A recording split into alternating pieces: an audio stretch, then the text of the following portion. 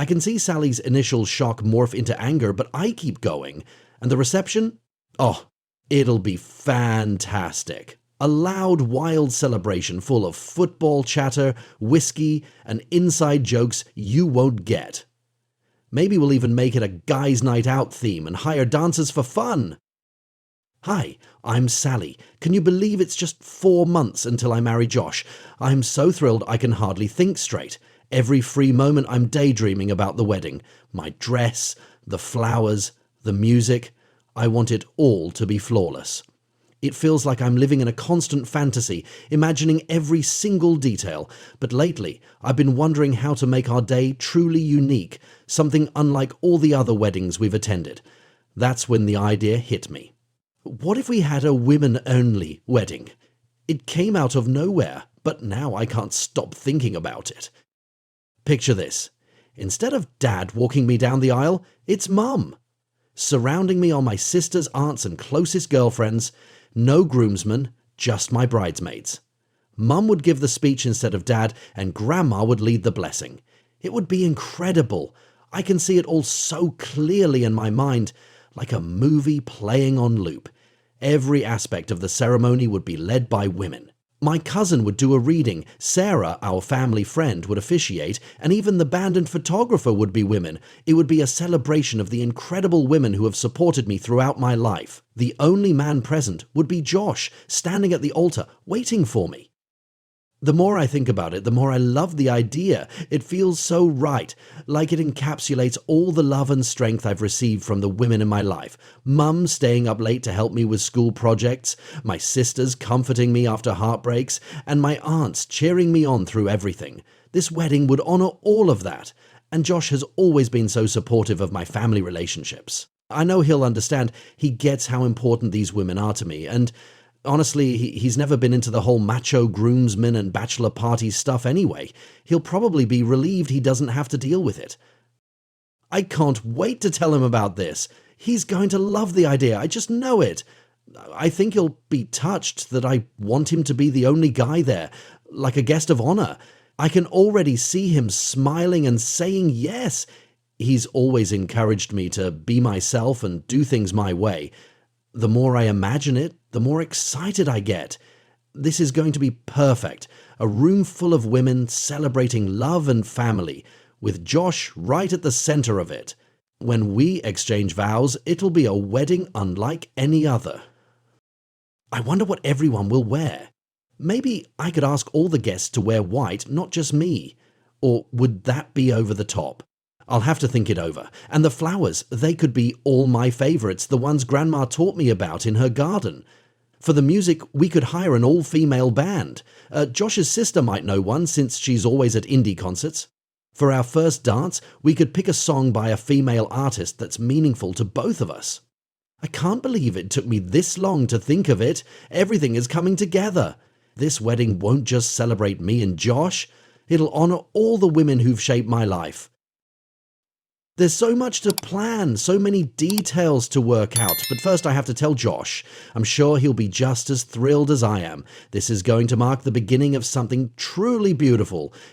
I can feel it.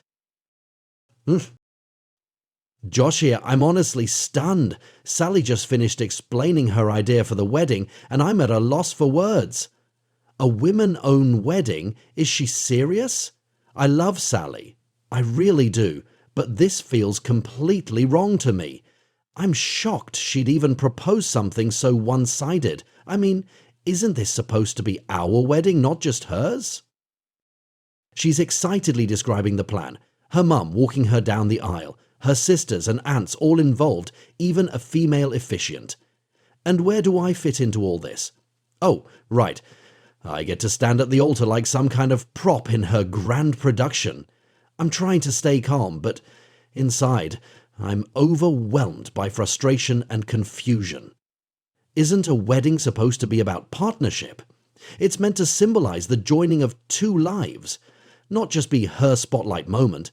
The longer she talks, the more invisible I feel in my own wedding. Eventually, I can't hold it in anymore. I tell her as evenly as I can, Sally, this isn't just your wedding. It's our wedding. I explain that I've always supported her relationships with the women in her life, but this is different. A wedding should represent both of us, and leaving out my friends and family feels selfish. I tell her I can't agree to a wedding where I feel like just another guest. She looks shocked, like she hadn't expected me to push back. She starts trying to convince me again, talking about how meaningful and special her vision is, but I don't budge. This is too important. I won't stand by and let myself be sidelined. As she keeps arguing, I feel my frustration bubbling over. Before I can stop myself, I blurt out, "Why don't you just have the wedding without me? That would make it even more perfect, wouldn't it?" The moment the words leave my mouth, I regret them. Sally looks hurt, offended, but a small part of me is glad I said it. Maybe now she'll finally understand how I feel.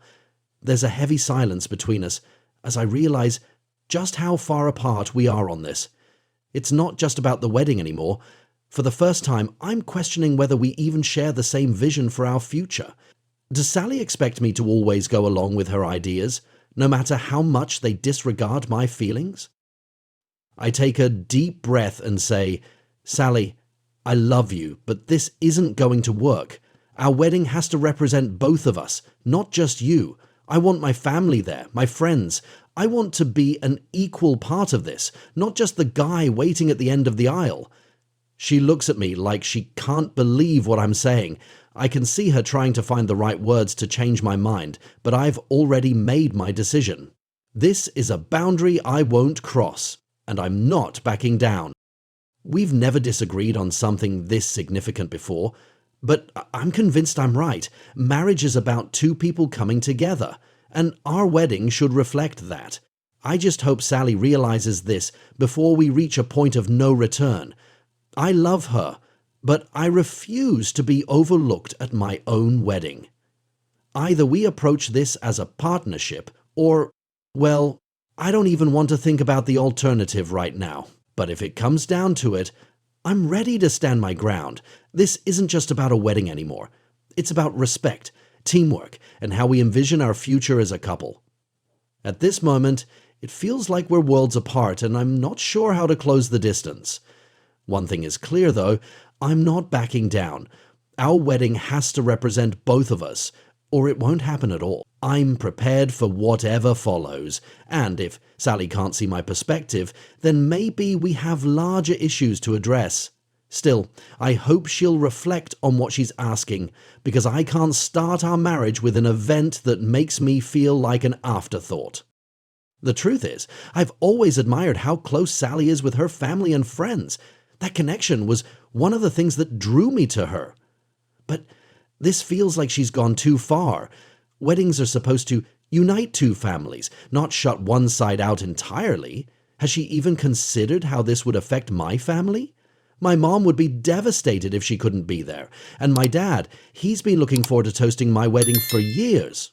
Not to mention my brothers and my best friends. How can Sally think it's acceptable to exclude them all? I need her to understand that, while I respect the bonds she shares with the women in her life, our wedding can't only celebrate that. It should be about us, our love, our commitment, and that includes everyone who's supported us, men and women alike. I won't let this slide, even if it causes a fight, or forces us to delay the wedding.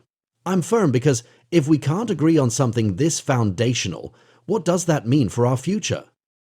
I can't believe Josh's reaction. I expected him to at least entertain the idea, maybe even be touched at the thought of being the only man there. Instead, he's outright dismissing it. It feels like he isn't even trying to understand where I'm coming from. I feel blindsided and honestly hurt. "Josh, come on," I say, trying to keep my tone steady. This isn't just about us. It's about honoring all the women who've been there for me throughout my life. Can't you see how special that would be? But he doesn't budge. He keeps insisting a wedding should reflect both of us and that he wants his family and friends included too. I get that. I really do. But why can't he see how much this means to me? Frustrated, I turn to my mum and sisters for advice. They get it right away. Mum tells me, "Sweetheart, it's your big day. You should have the wedding of your dreams." My sisters quickly chime in, saying Josh is being unreasonable and should support my vision. Their encouragement bolsters me, making me wonder if Josh is the one being selfish here. Doesn't he realize how important this is to me? Feeling renewed determination, I go back to Josh. Listen, I say firmly. This wedding isn't just about us. It's about celebrating the incredible women in my life. It could be so meaningful and unique if you just open your mind to it. But Josh doesn't budge. His refusal only strengthens my resolve. You're being so old-fashioned about this, I snap. Why can't you move past traditional ideas of a wedding? This could be something extraordinary. Josh fires back, saying he refuses to be sidelined at his own wedding. The more he resists, the more determined I become. This is my vision, my dream.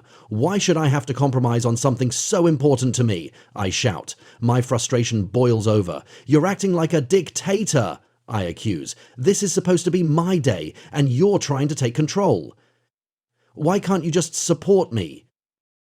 Josh's anger matches my own, and we're both staring at each other in a way we never have before. A part of me feels scared, but I shove that aside. I know I'm right. Fine, I say coldly.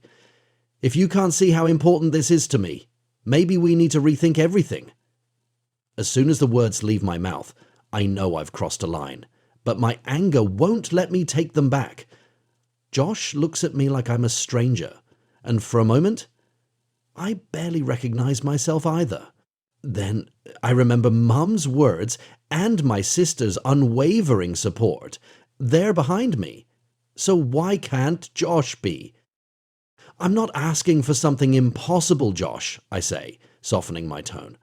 I just want a wedding that celebrates the women who helped shape the person you fell in love with. Is that so hard to understand? Josh doesn't respond immediately. I can see the internal battle playing out on his face. Good. Maybe he's finally starting to get it. I love you, I say, but I'm not backing down. This is too important. Please just think about it. Try to see it from my point of view. As I walk away, leaving him to process everything, I feel a whirlwind of emotions, anger, sadness, and confusion. How did such a beautiful idea turn into such an ugly fight? But I'm not giving up. This is my dream, and I'm determined to make it happen. Josh will come around. He has to. I can't imagine marrying him any other way now. I've had enough. I've spent hours trying to explain why this women-only wedding is a terrible idea. Sally refuses to listen. Every time I think I've made progress, she comes back with, "But it's my special day, and I want it to be unique." Or, "You're not being supportive." I'm done sugarcoating things. It's time to make her see how ridiculous this whole idea is. During yet another tense discussion, I decide to drop the hammer. Sally is going on and on about how meaningful her all-women ceremony would be, and I just can't take it anymore. Taking a deep breath, I look her in the eye and say, "Fine.